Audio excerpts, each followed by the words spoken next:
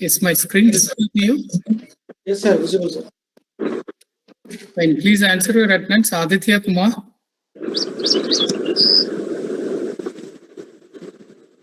Aditya Kumar. No, sir. He's absent. Anand. Present, sir. Ananta Kumar. Present, sir. Arnachalam. Present, sir. Hasan. Present, sir. Hemant. Present, sir. Jagan. Yes, sir. Kesav Prasad. Yes, sir. Lakshmi Narayanan. Present, sir. Prabhakaran. Present, sir. Prem Vinayak. Present, sir. Rahul. Yes, sir. Roshan Kumar. Present, sir. Sabish Kumar. Sabish. Present, sir. Present, sir. Okay. Satish Kumar. Present, sir. Titus. Present, sir. Valish. Yes, sir. Vigneshwar. Present, sir. Vijayaraj. Present, sir. Present, sir. Vikas. Present, sir. Vivekanand. Present, sir. Yadav. Yuvraj. Present, sir. Okay, there are two absentees, Yadav and Aditya Kumar.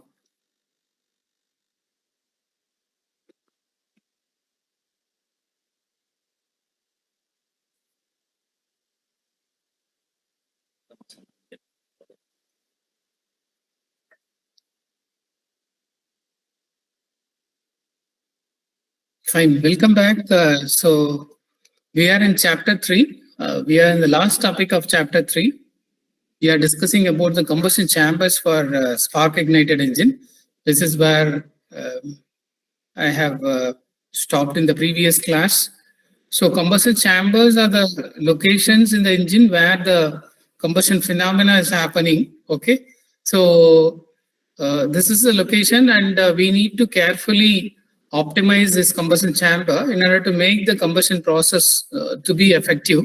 It plays a significant role, combustion chamber shape plays a significant role in achieving better combustion, thereby achieving better engine performance and lower pollutant emission.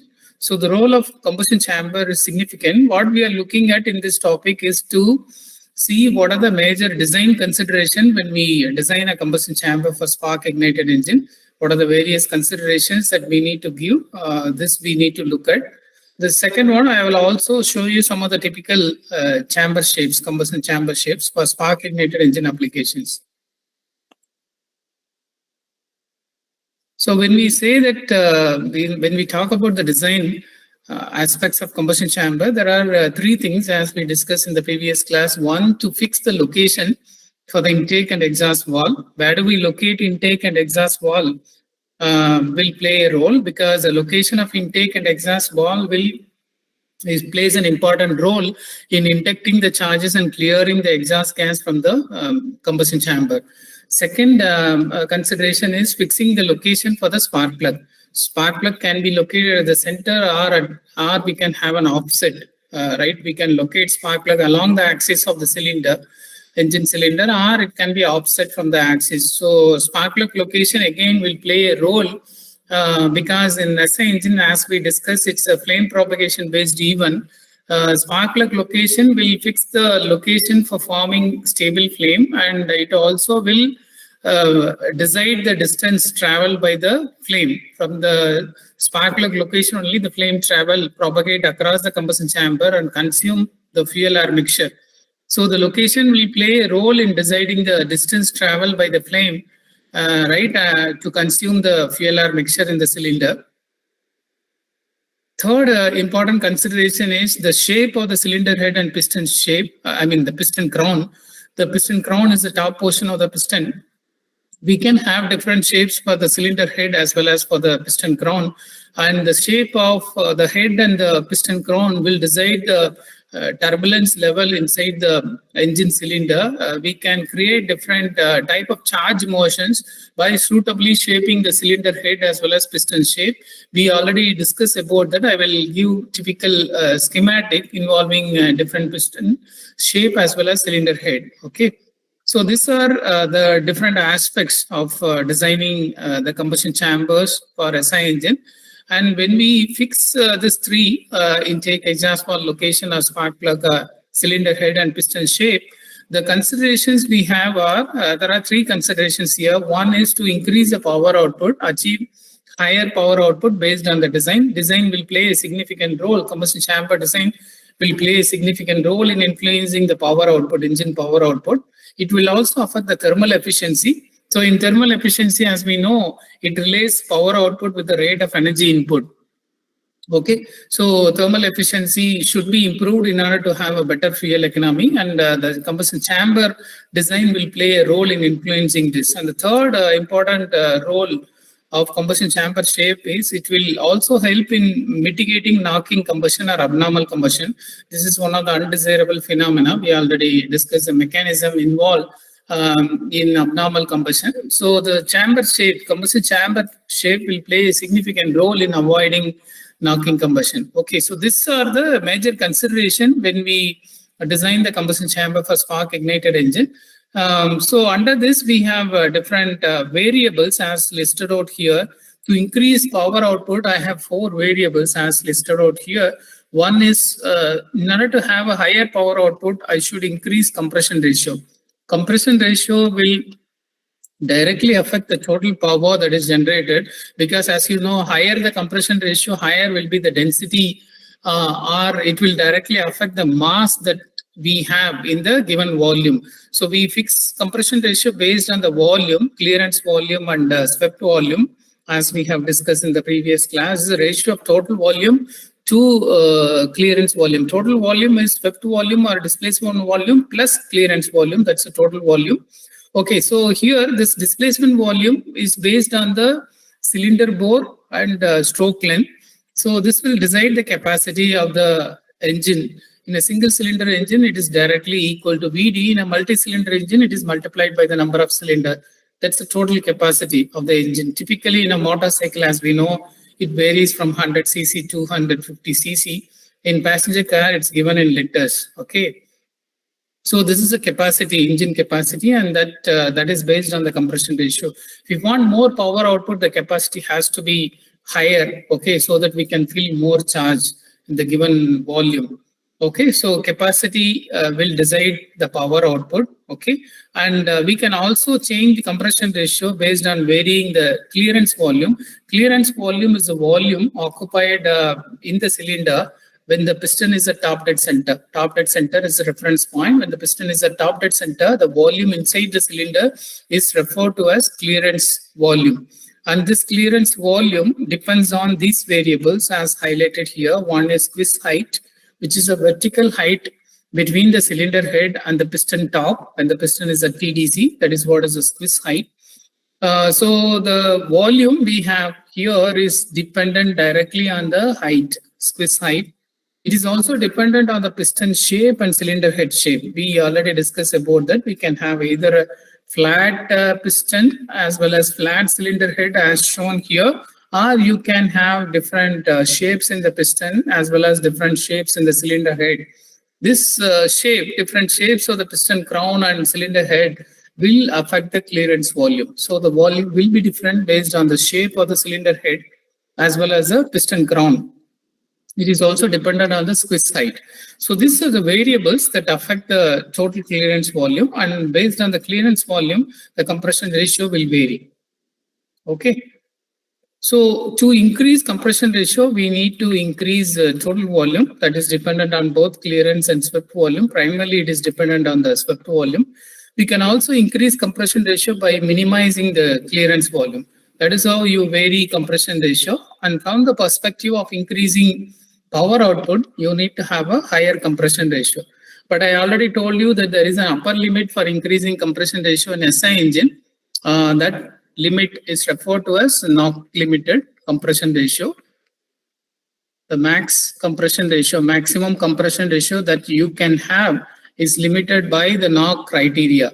When you increase it beyond a certain value, okay, you are going to have knock or abnormal combustion, because the tendency for end gas self-ignition will be dependent on the compression ratio value. Higher the value, higher the tendency for end gas auto ignition. So you can expect knocking combustion. So which is having undesirable effects. So there is an upper limit for increasing compression ratio to increase the power output for a SI engine. This is one of the limitation of the spark ignited engine. We cannot increase compression ratio beyond a range. That's why the power output or the power range that you can get from spark ignited engine is always limited compared to diesel engine or compression ignited engine. Okay, that's why we have spark ignited engine used for motorcycle or at the most passenger car. You cannot go beyond that because you have upper limit of increasing compression ratio. The second aspect that affect power output is dead packets. So I will talk about what is this dead packet. You have to minimize this dead packet. You cannot completely eliminate dead packet. So I use the word less dead packet. You can reduce it, but you cannot eliminate. What are these dead packets? These dead packets, any idea about what are these dead packets? Where the flame cannot reach conveniently, like Where flame cannot reach. There are charges in the region where flame cannot reach, right? all right, sir. Exactly. So you have certain locations in the cylinder, engine cylinder, certain locations in the engine cylinder where the charge will go and get trapped. I use the word trapped. The charge will go and get trapped or locked. And this charge is going to miss the combustion event. So you inject the fresh mixture into the cylinder. There are some dead volumes in the cylinder where the charge will go and get locked.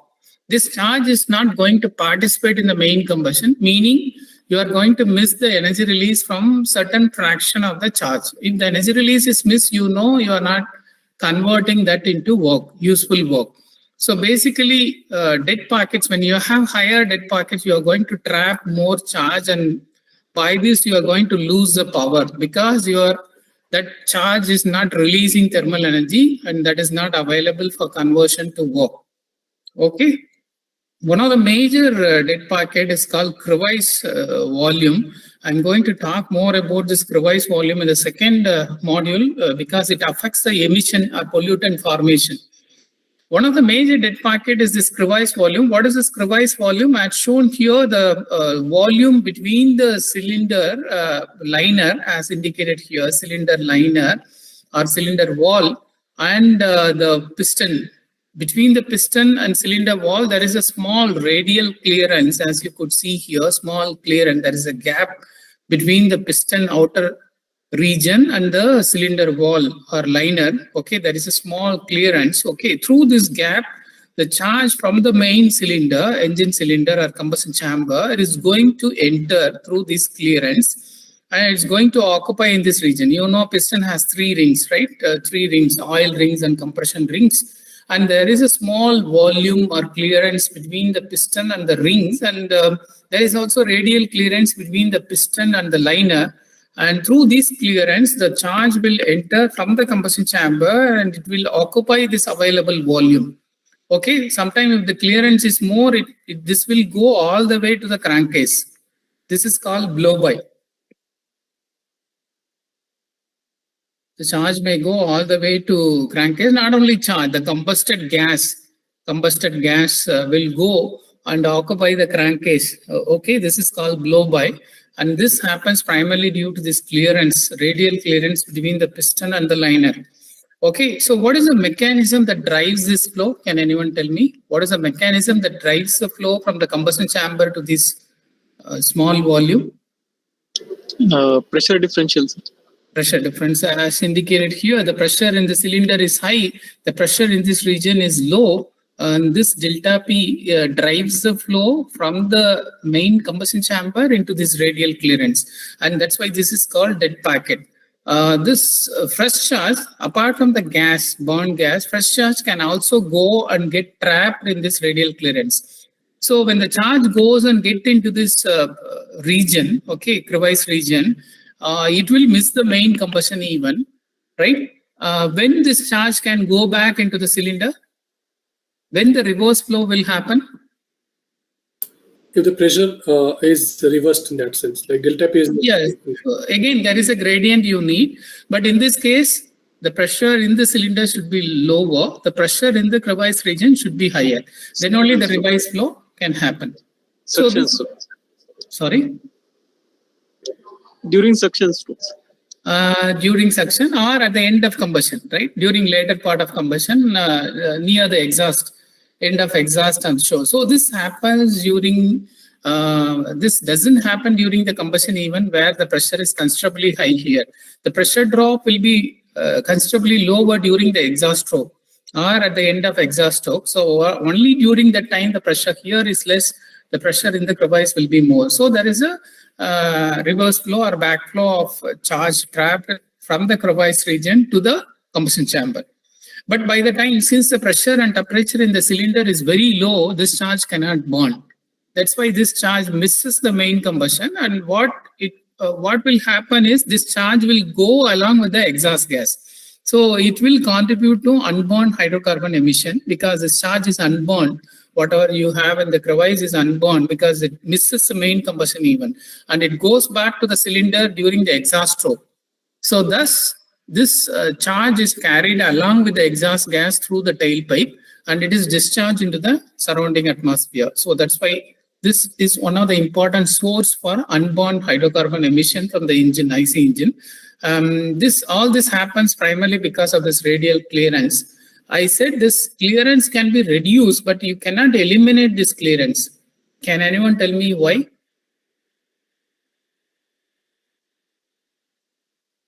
What will happen if you Caesar to avoid Caesar, sir. Caesar. What Caesar is that? It's a thermal Caesar on the ground. To allow it to expand thermally. Yes. For thermal expansion. Thermal expansion. Any material has its own thermal expansion, okay, based on the material property. Piston has material, based on the material that you use for the piston, it has its own thermal expansion. So since it is subjected to higher temperature and pressure, okay. So in order to account for that, you need to give a clearance. Otherwise, piston seizure will happen. The piston cannot even move. So this radial clearance is unavoidable, okay. To account for the thermal expansion of the piston.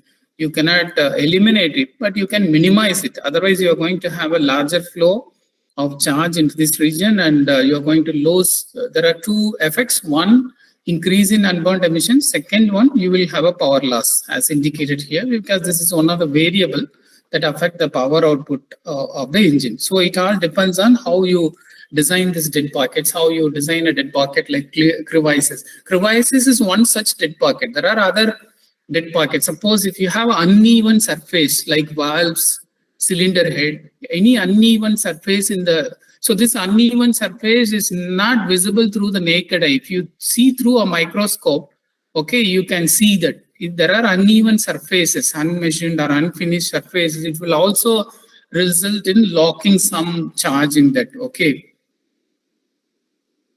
So we need to minimize it in order to increase the power output. The third parameter is turbulence. The turbulence, you know, it is dependent on how we design the combustion chamber.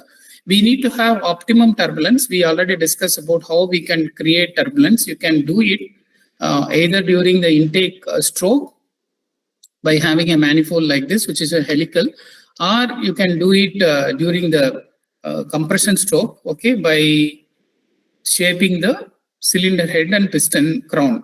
So you can have different shapes and you can create this swirl or squeeze. Okay, the swirl is a rotational motion and squeeze is the radial motion. Okay, so you can create swirl rotational motion or radial motion based on the shape of the piston crown and cylinder head.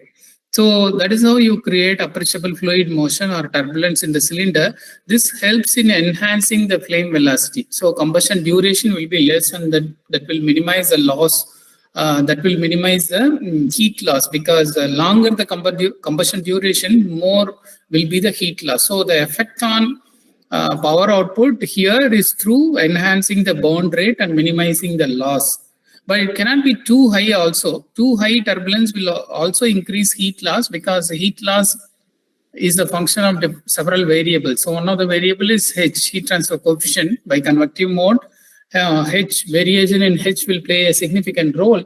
Higher velocity will increase the heat transfer coefficient, thereby it can also increase the heat loss. So it cannot be too high, it cannot be too low. Too low will result in longer combustion duration that provides more time for heat loss. If it is too high, heat transfer coefficient will be high. Combustion loss, heat loss by convective mode is enhanced with a higher value of H. So you need to arrive at an optimal value. Volumetric efficiency, you know what a volumetric efficiency is. We need to have high volumetric efficiency to increase power output. So this volumetric efficiency will affect the mass of the charge that goes and fill into the engine cylinder. High volumetric efficiency is required to fill in more mass, charge mass, thereby it will increase the, if you increase M, it will increase the power output.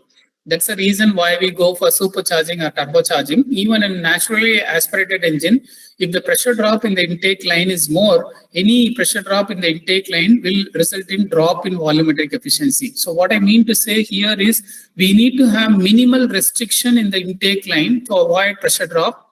Okay, if there are more pressure drop, you cannot fill more charge with the available time. Please note, intake process happens in few millisecond or microsecond time scale based on engine running speed. Within that limited time, you have to fill the mass into the cylinder. Any pressure drop in the intake line or any flow resistance will result in less mass being filled in. That affects volumetric efficiency, thereby it affects the power output. So, for example, if you look at this helical manifold, you're going to have a larger pressure drop here. Okay, so pressure drop is going to increase with the helical manifold. This is the reason why we don't want to create any swirl during the intake stroke. This is not preferable because it creates pressure drop and thereby it reduces volumetric efficiency.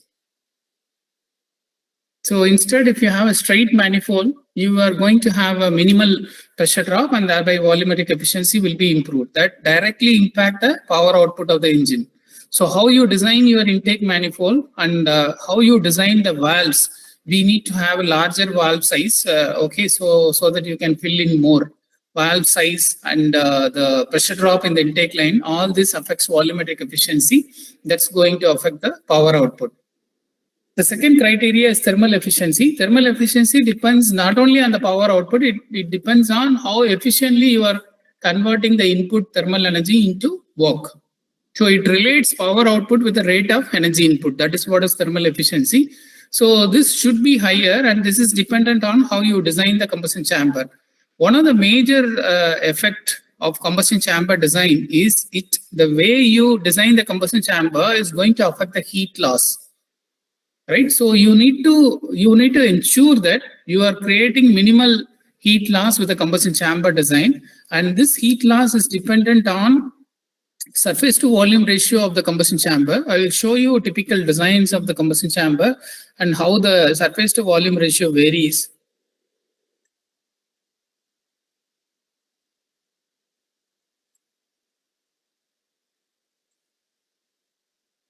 So here you could see that there are four different designs, piston design as well as cylinder head design. This one is having a flat cylinder head and there is a bowl in the piston. The surface to volume ratio is around 8 in this case. This is the highest.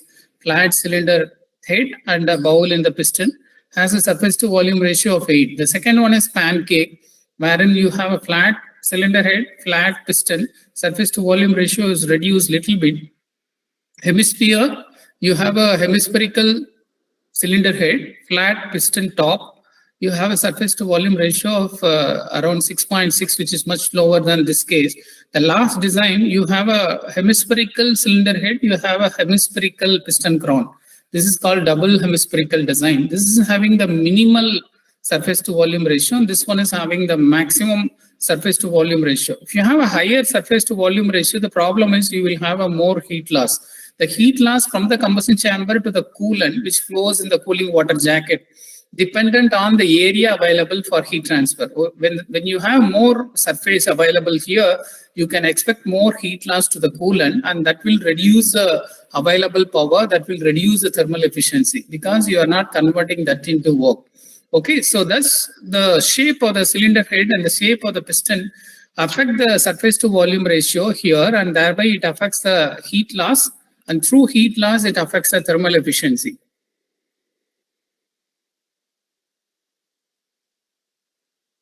So to minimize heat loss, you need to lower the surface to volume ratio. This plays a significant role in affecting thermal efficiency. Compression ratio you need to increase in order to increase thermal efficiency. So you have already done some analysis, thermodynamic analysis. You would have seen that compression ratio directly affect the thermal efficiency. For example, if you take Otto cycle, air standard efficiency, there you could see that the thermal efficiency depends only on the compression ratio. In an air standard cycle. In an actual cycle, it depends on other parameters. But in an ideal cycle, you know that thermal efficiency is a function of only compression ratio. Higher the compression ratio, higher will be the thermal efficiency. Third one is you need to design a compact combustion chamber so that the flame takes lesser time to reach the entire charge, so that the burn duration will get reduced. Compact combustion chamber with turbulence will reduce the combustion duration. So here you should note that if you reduce the combustion duration, you are approaching towards constant volume combustion. Although instantaneous combustion is undesirable, you cannot deviate more from constant volume. Otherwise, you will have a loss of thermal efficiency. Right? So it all depends on the duration of combustion event. You need to design a compact combustion chamber so that the duration is less. When duration is less, the time available for heat loss is going to get reduced. When there is less time for heat loss, you can expect thermal efficiency to be improved. The other aspect is better scavenging that will improve thermal efficiency. I already talked about the scavenging process that happens during the valve overlap, wherein both intake and exhaust valve remain in the open condition. So when intake and exhaust valve remain in the open condition,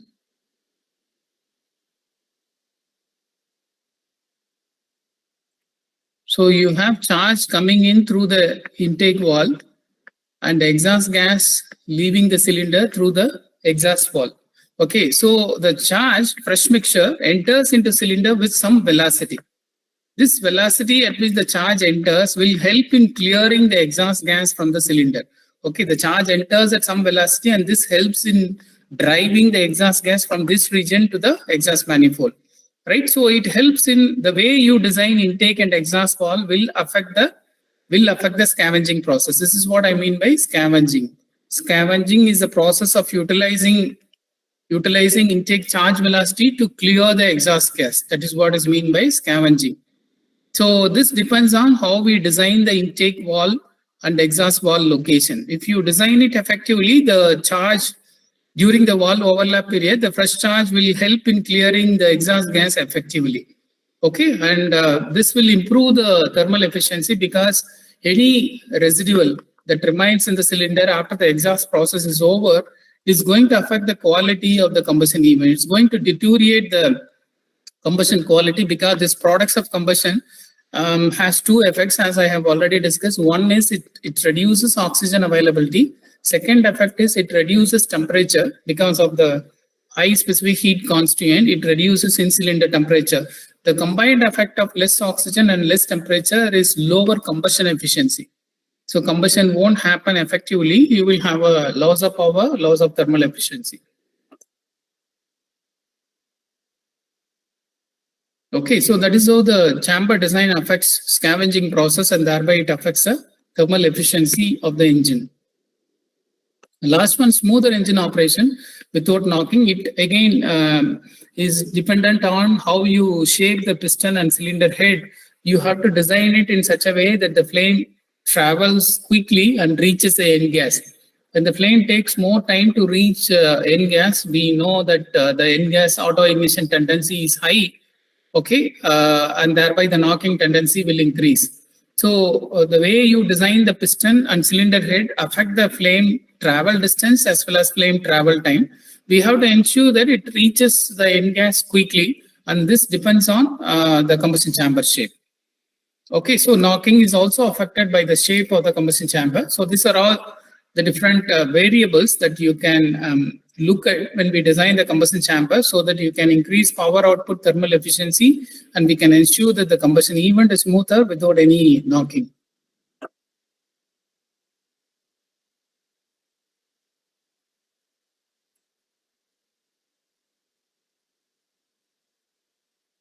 So now I'm going to show you some of the typical designs, combustion chamber design, based on valve location and based on the piston and cylinder head shape. So this 5 different combustion chambers are based on the location of the valves. As you could see here, the valve locations are different in this 5 combustion chamber. Okay, so you have these 5 types of combustion chamber based on where we locate the valve. I is intake valve and E is exhaust valve, S is spark plug. Okay, so you just look at where is this I, E and spark plug in these 5 different designs. Starting with T head. T head is one of the preliminary design, very old design. Ford old engines have this kind of T head type combustion chamber, wherein you could see that intake valve is located in one of the sides of the cylinder block. Please note here, the valve is not located in the head, rather it is located in the block, cylinder block. Intake valve is located on one of the sides of the cylinder block. Exhaust valve is located on the opposite side of the cylinder block. Spark plug is located here. Okay, that is how this preliminary design or old design of combustion chamber was once upon a time. But this design has a lot of limitation. So I have shown old designs also here to see how the combustion chamber design has evolved over a period of time, how we could address the shortcomings in the earlier design. It's important to know. That's why I have shown these old designs also. By looking at this design, can you point out any significant shortcomings in this design? Can you highlight the limitations of this design, combustion chamber design? You have intake valve here, exhaust valve here, spark plug is located here. Cylinder head is flat, piston is also flat. So there will not be any squish. So and secondly, sir, at the time of compression, the charge will reach to spark plug very late in that sense. Charge, okay. Charge will reach the spark plug late. Okay. Sir, surface area to volume will be high. Surface area to volume will be high. Okay. So you mean to say there will be more heat loss? More heat loss, yes, sir. Okay. From the perspective of knocking, is there any problem with this design? So when I say knocking, it all depends on, so you know you are creating a flame here. Flame has to travel from this region and it has to reach the entire charge and consume the charge or ignite the charge. Do you see any limitation because of this? Time taken for complete combustion will be more. Sir, it will restrict the flame propagation because it will be in opposite direction. Will restrict the flame propagation. So as you had indicated in the previous class that if the spark plug location is too away from that end gas. End gas. So what is end gas here? The spark plug is here. Any charge located in this region is end gas. Yeah. So end gas has more time to ignite. End gas region. Yeah. So end gas has more time to ignite and can create knocking actually. So flame will take more time to reach end gas. That's what I was saying. Yes. That will increase the end gas auto ignition tendency. Perfect. This is an important consideration. Anything else? So flame travel time is increased because spark plug is offset. Spark plug is not at the center, it is offset. So flame travel distance is increased because of the offset spark plug. Anything else? From the perspective of knocking, any problem you see? What about flame travel time? Flame travel time depends on what? Can I say it depends on the turbulence? Yes, the turbulence will be less actually in this case. In turbulence will be less. So can I say flame travel time is also high? Right, sir. Okay, so the major limitations of this design are the distance. Flame travel distance is considerably high because spark plug is offset. N gas is far away from the spark plug, it takes longer distance. The flame will flame has to move through a longer distance to reach this N gas. Distance is more, time is less because of considerable pressure drop. You see here, this is the intake valve. Okay, charge will enter here in a vertical direction. It has to take a right angle turn here. This is turn 1. Then again, it has to take another right angle turn here, turn number 2. There are 2 right angle turns the charge is taking. So there will be considerable pressure drop for the incoming charge. Because of this considerable pressure drop, the fluid loses energy. Considerable energy is lost during the intake process itself. Okay, all the velocity, charge velocity is lost because of the considerably high pressure drop. So because of the large pressure drop that you see here, the turbulence levels are considerably reduced and the flame travel time is considerably high with this kind of design. Compression ratio of this type of engines are limited to only 4. You can imagine. The max ratio, as I said, is Mach limited ratio. So this design has a very high tendency for knocking because of these 2 reasons. Flame travel distance is high, time is more, knocking tendency is so high, you have to limit the compression ratio to around 4. Otherwise, anything beyond 4 causes severe knocking. Okay, so power output is considerably reduced. Thermal efficiency is considerably reduced with this kind of preliminary design. Okay, and from a manufacturing complexities perspective, you have intake valve located here and exhaust valve located on the other side. So you need 2 camshafts, 2 separate camshafts. One of the camshaft to operate intake valve. Exhaust valve has to be operated by another separate camshaft. So you know you are timing intake and exhaust valve with a valve train system that has a camshaft. Okay, so the timing is initiated by the camshaft, which is in contact with the crankshaft through timing gears. Okay, so you need 2 separate camshafts. One to operate intake valve, other one to operate exhaust valve, because these 2 are located at a faraway distance. The second design is called T-head type because it looks like letter T. The second one is called L-head type design. In a L-head type design, as you could see here, one of the problem is addressed. The intake and exhaust valves are located on the same side. So you need only 1 camshaft to operate intake and exhaust valve. Okay, with 2 separate cams, one to operate intake valve, other one to operate exhaust valve. The other problem that is fixed here is you could see that the spark plug is located at the center, okay, along the axis of the cylinder. So offset, it is not offset, it is at the center. So the travel distance, flame travel distance is reduced here compared to this design. The second design, it's reduced because it's located at the center. And from the ease of manufacturing, you need only 1 camshaft to operate both intake and exhaust valve. But the other problem just now I said remains in this case also because there are 2 turns, right turns, one here and other one here. There is one here and other one here. This results in considerable pressure drop of the incoming charge and that reduces turbulence level. And of course, you have a flat piston and flat cylinder head. This also doesn't help in creating any swirl. Okay, only squeeze will be there. And because of this, the compression ratio, knock limited compression ratio, slightly increased compared to the first case, but still the problem of knocking tendency remains. So what you are seeing in modified L head, this is called modified L head. This is done by Ricardo. You know, Ricardo is one of the engine consultant. Okay, they have modified this L head with this kind of design, as you could see here. And this design is primarily done to create turbulence to the incoming charge. In this case, it's flat, taking a right turn. As I said, it creates a pressure drop. To avoid that, you have some turbulent head. This is called a modified turbulent head. And this helps in imparting swirling motion to the incoming charge. Instead of flat, it is shaped like this. The cylinder head is shaped like this.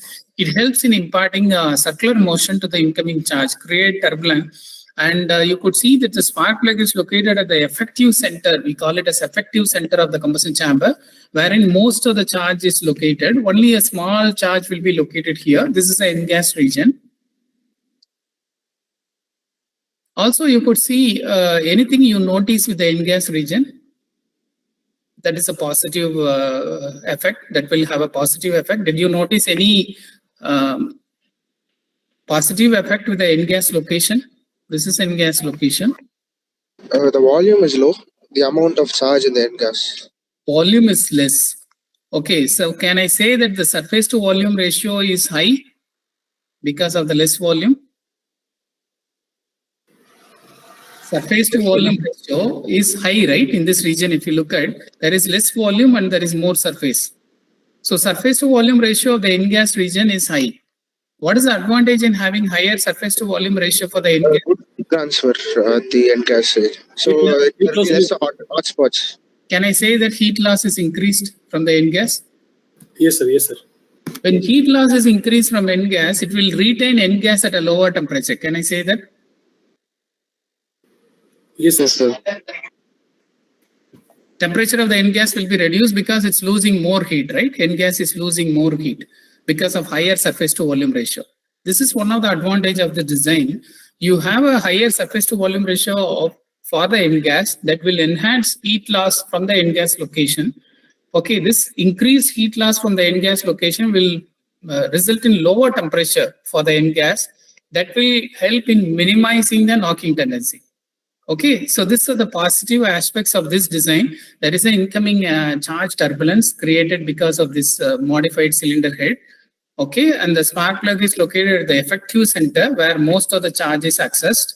N-gas is located in a region where you have higher surface to volume ratio, more heat loss, knocking tendency is reduced. And when the piston moves up during the compression stroke, the charge here is compressed, squeezed. This will create a squeeze, effective squeeze. From the N-gas region, there is also a squeeze that happens, okay, due to the piston motion. So these are the positive aspects of this L head type. But the problem is the valves are located in the block rather than the head with this design. Then comes this F head type, wherein you could see that intake valve is located in the block. Exhaust valve is located in the cylinder head. This is a old design again. In the new design, intake valve is located here, exhaust valve is located here. But the problem is you need two camshafts, one for operating exhaust valve, other one for operating intake valve. But the advantage in locating intake valve here is you can increase the diameter of the valve, you can increase the volumetric efficiency. When valves are located in the head, cylinder head, you can increase diameter, you can also increase the lift, valve lift as compared to locating valves in the block region. Okay, so this is the advantage. We can increase volumetric efficiency with this. Okay, so that is how this FED design is modified.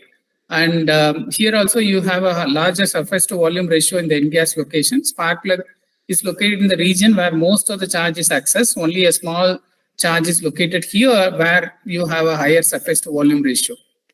The last one, I head type, this is what we use currently. Okay, this is the most suitable design.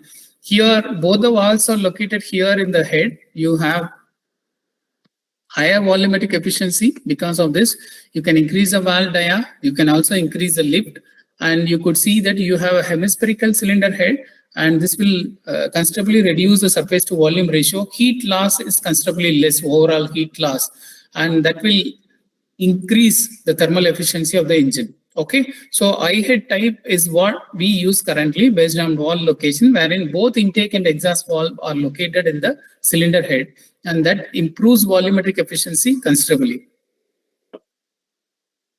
These are the four different types of design based on the shape of the cylinder head and piston. So the wedge, hemispherical, and bathtub, in these three designs, the piston is flat. You could see that you have a flat piston in all these cases. But cylinder head is different. In one of the case, the head is wedge shape. In other case, you have a hemispherical head. This is what we use mostly. And in the third one, you have something like this. The cylinder head is designed like this. This is called bathtub design. This is hemispherical design. So you have three different cylinder head. Piston is flat. This is wedge. This wedge type design is primarily used for V-type engine. V-type engine use wedge, wherein you could see that the valves are inclined The valves are not located in a vertical direction, rather they are inclined. Spark plug is located in the region where there is less turbulence, and spark plug is located in the region where most of the charge get accessed, and you have only small charge located far away from the spark plug location. This is where the N gas is. So here you have N gas. Here also you could see that the surface to volume ratio of the N gas is high. It will help in maintaining N gas at a lower temperature, reduces knocking tendency. Okay, and if you look at the bar step design, the advantage with this design is the valves are located here, spark plug is located at by the side of the cylinder head. This creates a very strong squeeze. So this region and this region helps in creating a very strong squeeze from both directions. So turbulence levels are enhanced with the bathtub design, okay, compared to the wedge shape combustion chamber. Hemispherical design, you have spark plug located at the effective center, valves are located by the side, and because you have a hemispherical design, the valve diameter can be increased compared to the flat cylinder head. This is a major advantage of the hemispherical head.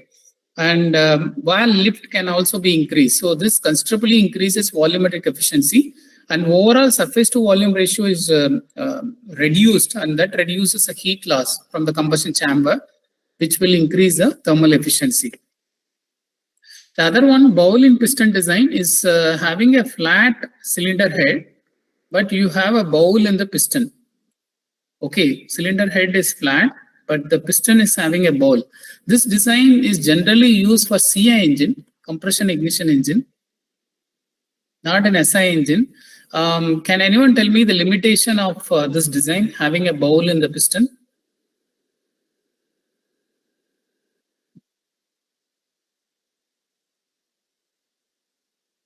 What is the problem with this design, bowl in the piston for SI engine? So charge will stay away from the spark plug in that sense. Charge will stay away from the spark plug.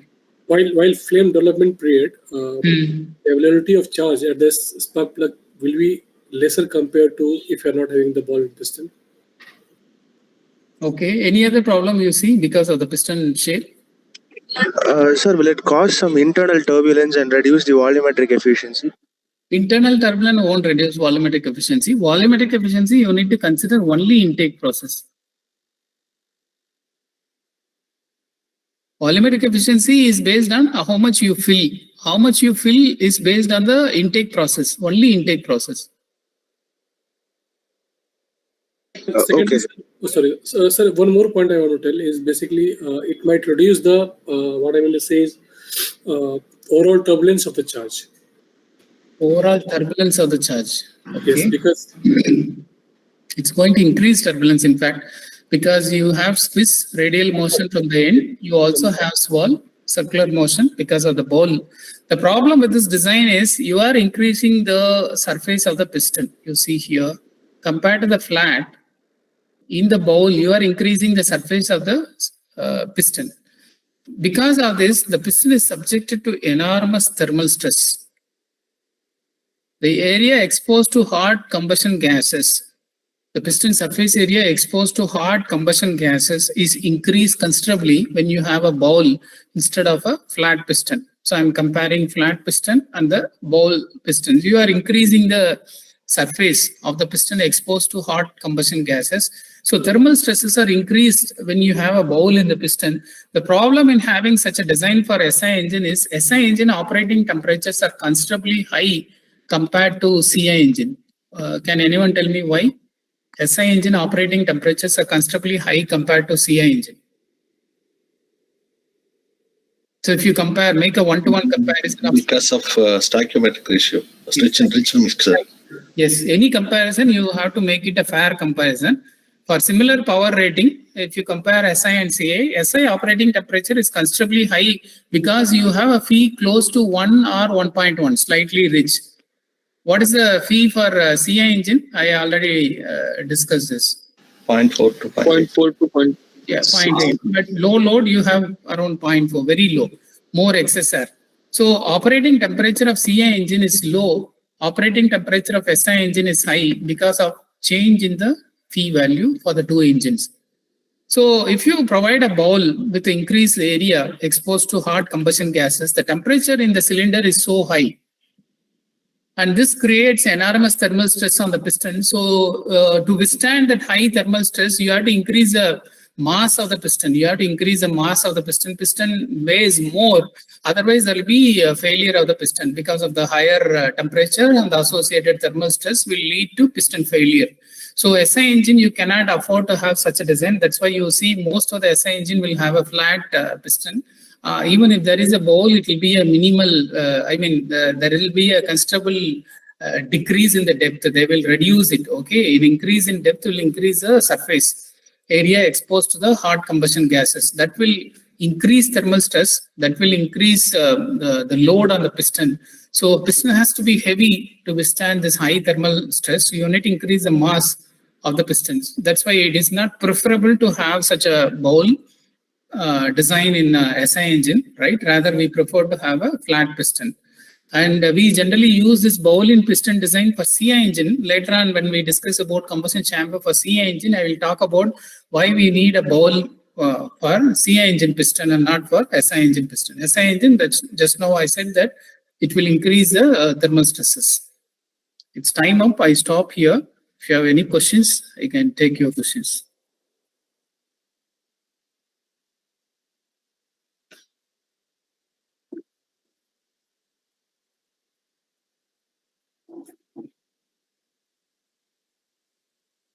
Sir, one doubt related to SI engine piston bowl. Yes. Will it create any kind of knocking phenomenon because of during flame propagation? SI engine piston design. This bowl design on the piston, will it create knocking phenomenon during combustion? Knocking will not be there because you are enhancing the fluid motion inside the cylinder. If you have a bowl, you are actually creating both squish and swirl, as I said. Okay, so fluid motion is enhanced. When you enhance the fluid motion or charge motion, flame velocity is also enhanced.